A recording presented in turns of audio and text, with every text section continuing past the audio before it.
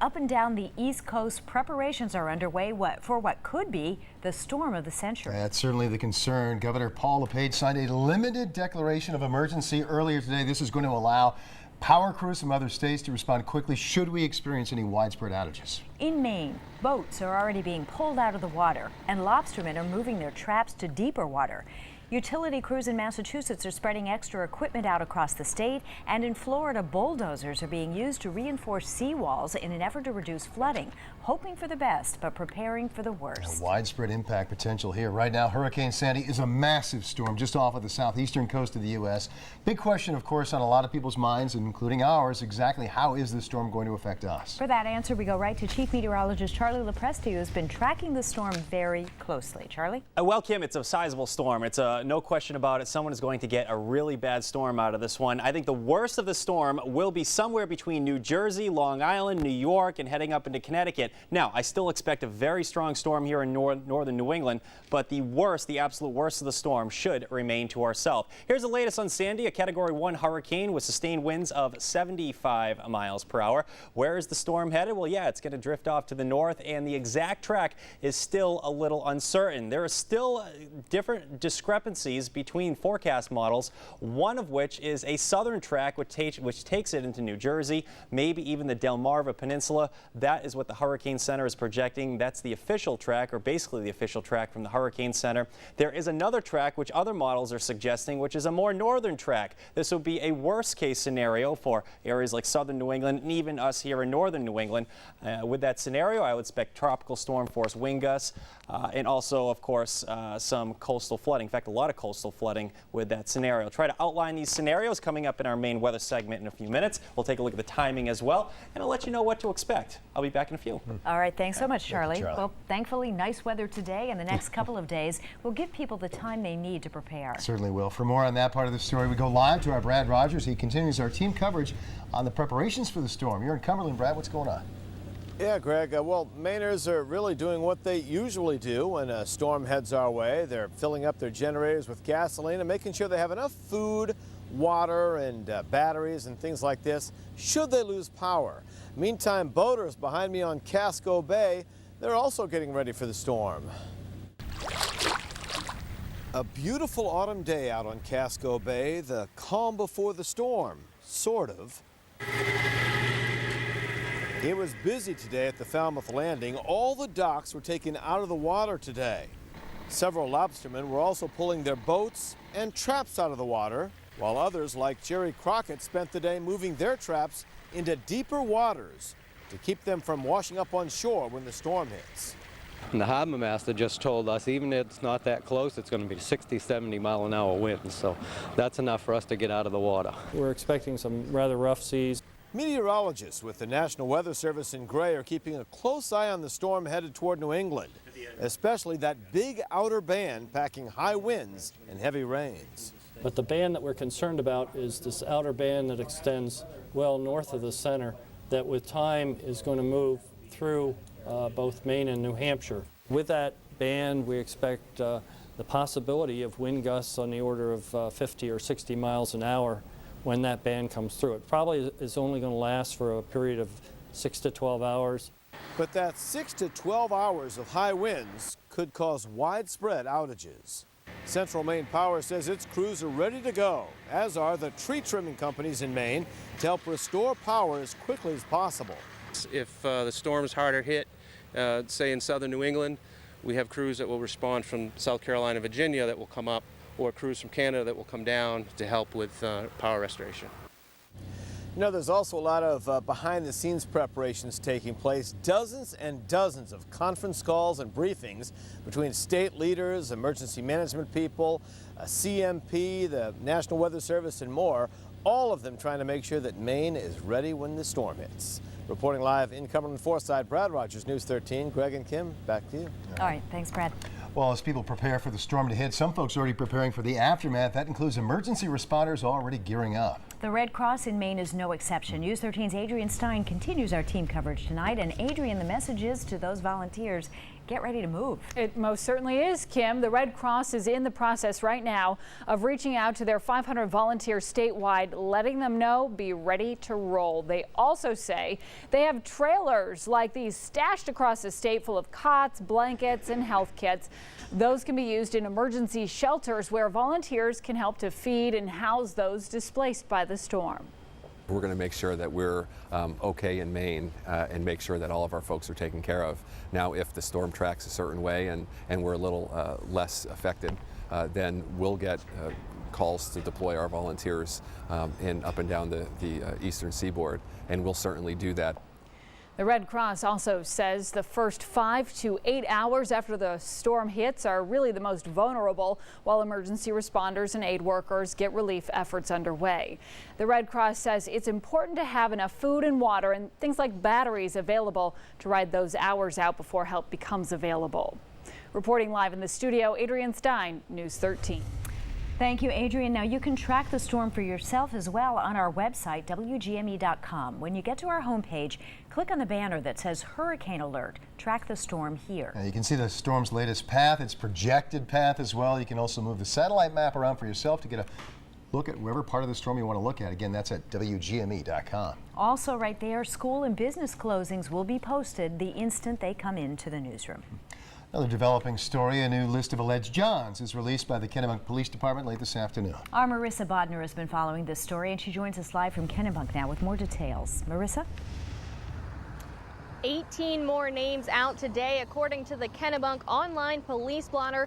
The accused Johns came here to Kennebunk from as far south as New Hampshire and as far north as Turner. This second batch of names comes about 11 days after the first list of 21 was released. The men are charged with engaging with a prostitute. Police say Alexis Wright ran a prostitution business out of her Kennebunk Zumba studio with Thomaston businessman Mark Strong. Today's list includes the men's names, ages, and addresses. The first release was delayed initially due to legal battles, and when it did come out, it included only names. Those with similar names were outraged, and within days, a judge did reverse his decision and he released full information. So today's list brings the total number of men charged to 39. Prosecutors say that number could climb to as high as 150. For a look at that full list, you can log onto our website, WGME.com. Live in Kennebunk, I'm Marissa Bodner, News 13. Back to you. All right, a story that will continue to evolve. Thanks, Marissa. The Freiburg police chief and 2 reserve officers are suspended tonight. The town is investigating a tip that officers hung out at a party where teenagers allegedly were drinking beer. That beer is said to have come from a supply that the police department had recently confiscated. The chief is accused of taking some of that beer, but he is not accused of attending the party. The allegations came about when someone sent an anonymous letter to a local newspaper making these claims. The town hired a law firm to investigate. The police department has 6 full-time officers and 15 reservists. The town manager says the reserves will fill in during these suspensions. Now, your Weather Authority forecast with Charlie DePresti. All right, welcome back, everyone. We're still tracking a Sandy, of course. That's the biggest story on the map tonight. The worst of our storm system in northern New England should be Monday night into Tuesday. During that period, I expect potential for tropical storm force wind gusts and also widespread power outages. Coastal flooding will likely be a big issue as well. Okay, the next 3 days, well, the next 2 days look okay. I think we have a decent weekend. Sun and clouds return tomorrow. Sunday looks mainly cloudy. There's the chance for a shower on Sunday, but most of the day will be dry. Chance for showers or showers more likely on Monday. It's Monday night into Tuesday that we get the heaviest rain and the strongest wind. It's during that period we could see those tropical storm force wind gusts. Let's talk about the good stuff first. Storm Tracker is going to start us off tomorrow morning with temps in the 40s. So it's, well, not too cool, certainly by October standards. And not a bad looking day tomorrow. A mixture of clouds and some sun. If your plans take you outdoors, I think we're in pretty good shape tomorrow. Don't rake the leaves, though. We'll need to rake the leaves next weekend. Temps will be running the upper 50s and lower 60s. Okay, more clouds tomorrow night. In fact, skies will become mostly cloudy. I think it's a mainly cloudy day on Sunday. There's the chance for a shower on Sunday, but I think most of the day will be dry. The bulk of the precip, all associated with Sandy, will still be to our south during that period. Now, the storm right now is located off the Florida coast, actually down toward the Bahamas, more so down there. We're seeing some of the bands starting to move inland through the Carolinas and also meandering about over eastern parts of Florida. At the same time, there's a strong cold front to the west. That's the front that the storm will be interacting with over the next 48 to 60 hours. In fact, let's take a look at the latest information. 75-mile-per-hour sustained winds in the storm. So it's a minimal hurricane at this point. The storm is expected to weaken a little bit and then strengthen again. Is expected to be a hurricane still Monday afternoon offshore south of Cape Cod. So storm tracker takes us to the north. The exact track is still a little uncertain. There are still a few storm tracks that this could take. The National Hurricane Center is projecting this southern track, which would take it into Delmarva or possibly even southern portions of New Jersey. That will be good news for us, bad news for them, but it'll be better news for us here in northern New England. In that scenario, we probably see wind gusts on the order of 35 to possibly 55 miles per hour.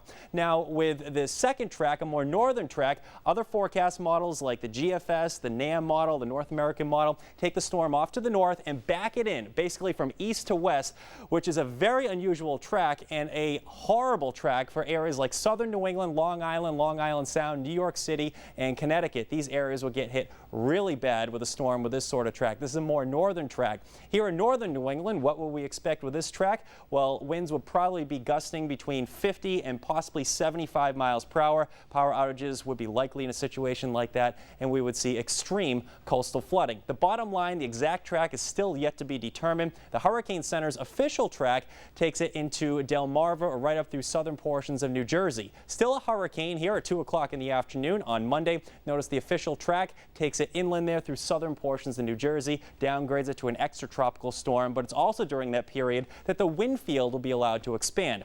Now, I caution folks, don't focus in on the exact track or the exact landfall of the storm. The wind field is just massive with the storm system. So even here in northern New England, I expect tropical storm force wind gusts. The potential certainly exists for 40 to possibly 70 mile per hour wind gusts with this storm system. I want to show you some of the spaghetti plots. Each one of these little lines indicates a different forecast model and their projected track. That thicker line you see right there, that is the official Hurricane Center's track. Notice how there are many forecast models that are north of the official track of the Hurricane Center. So with that said, I wouldn't be shocked to see if this track moves north over the next couple of days.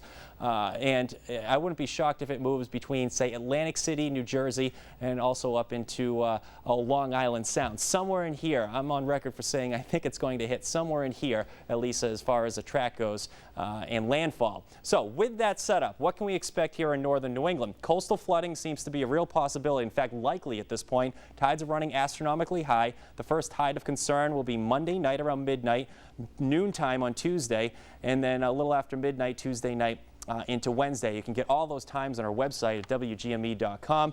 Wind gusts with the southern track would probably be 35 to 55 miles per hour. With that northern track I outlined, we could see wind gusts 50 to as much as 75 miles per hour. So generally 40 to 70, widespread power outages and river flooding. We haven't talked much about the rain.